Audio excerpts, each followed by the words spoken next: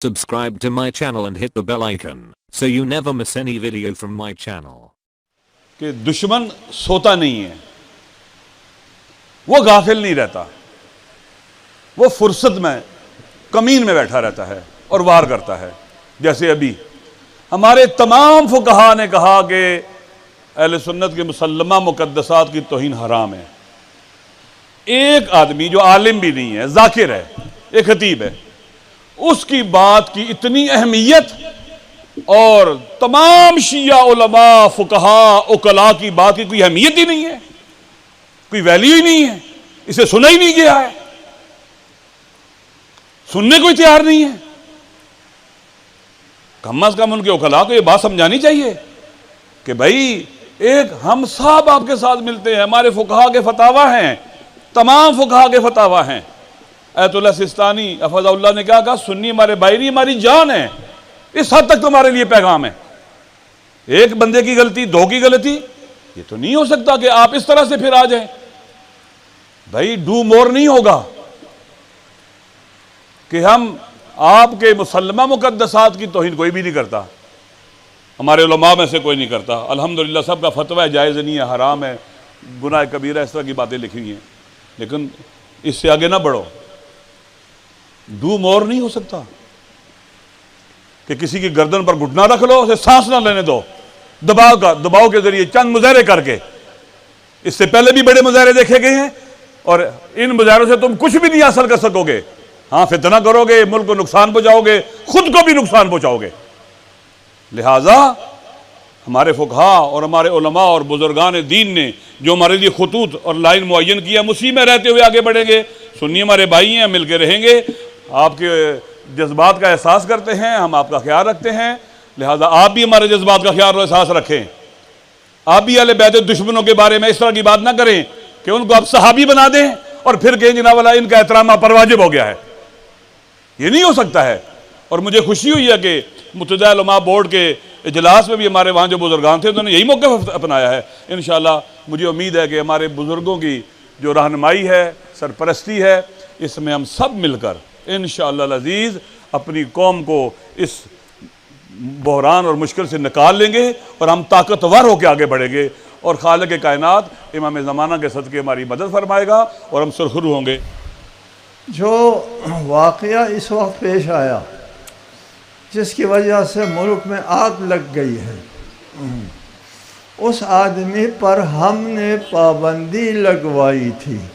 ہماری طرف سے اس کو بولنے کی اجازت نہ تھی، آپ نے پابندی اٹھا دی اور آپ نے مجلس کا اہتمام کیا. ہمارے پاس پروف موجود ہے. آپ نے مجلس کا خصوصی طور پر اہتمام کیا، پابندی اٹھوائی اور مجلس کا اہتمام بھی آپ نے کیا اور اس کے لیے ماتمی دستے لاہور سے بلائے، لاکھوں روپیہ خرچ کر کے مکمل اہتمام کے ساتھ یہ تقریر کرائی اور پھر اس کے بعد اس کے ہاتھ میں پاسپورٹ تھمایا، جاؤ تمہارا یہ آخری تقریر ہے. یہ سب آپ نے کیا ہے، ہم نے نہیں. ہم نے اس کو بولنے کی اجازت نہیں دی تھی. اس نے جو بولا وہ ہماری طرف سے نہیں ہے، آپ کی طرف سے ہے. ہماری طرف سے پابندی تھی اور آپ نے پابندی اٹھائی. ہم بولنے کی اجازت نہیں دیتے تھے، آپ نے بولنے کی اجازت دی اور بولا اور آپ کی مقصد کی بات کی چلا گیا. دو باتیں. تیسری بات جو تکفیری عناصر ہے ان کی خدمت میں عرض یہ ہے، ہم آپ کی خدمت میں عرض کرتے ہیں، آپ شیعہ، ہم شیعہ لوگ، ہم کسی کی تکفیر نہیں کرتے. تکفیر کرنا خوارج کی سنت ہے. منافق کہتے ہیں، گمراہ کہتے ہیں، فئات باغیہ کہتے ہیں، کافر نہیں کہتے. ہم کسی کو کافر نہیں کہتے. حدیث ہے، آپ کے ہاں بھی حدیث ہے، ہمارے ہاں بھی حدیث ہے. صحیح بخاری میں حدیث ہے صحیح مسلم میں حدیث ہے، اصول کافی میں حدیث ہے، ایما امرئن قال لأخیہ یا کافر فباء بہ احدہما، یہ الفاظ تقریباً ایک جیسے ہے اصول کافی اور صحیحین میں۔ اگر کسی نے کسی کو کافر کہا، اگر وہ واقعاً کافر ہے تو کافر ہے، اس کے کہنے سے کو کافر نہیں ہوتا۔ اگر وہ کافر نہیں ہے تو یہ شخص کافر ہو جائے گا۔ ہم اس بات کو ہم شیعہ اس بات کو سمجھتے ہیں، ہم کسی کو کافر نہیں کہتے، کافر نہیں کہتے ہم شیعہ، ہماری تعلیمات میں نہیں ہے کسی کو کافر کہنا۔ جی کسی کو کافر کہیں گے، اگر وہ کافر نہیں ہے تو کہنے والا کافر ہو جاتا ہے۔ صحیح بخاری، صحیح مسلم، اصول کافی، امام جعفر صادق علیہ السلام کا فرمان ہے۔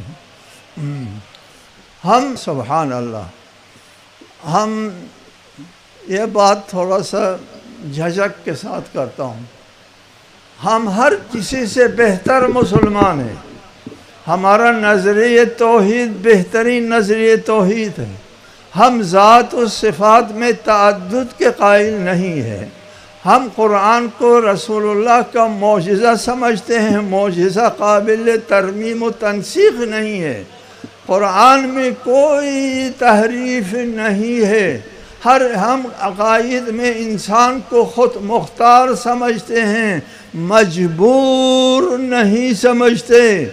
ہمارے ہاں حدیث ہے، جو لوگ انسان کو مجبور سمجھتے ہیں ان کو زکوٰۃ نہ دو، ان کی گواہی قبول نہ کرو۔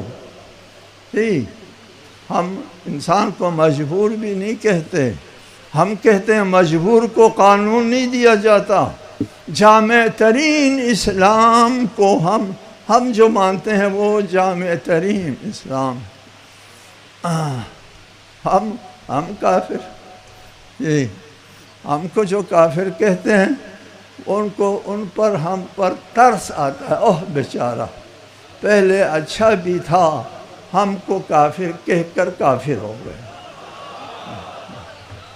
سبحان اللہ، آپ کسی کو کافر نہیں کہتے، شیعہ کسی کو کافر نہیں کہتے۔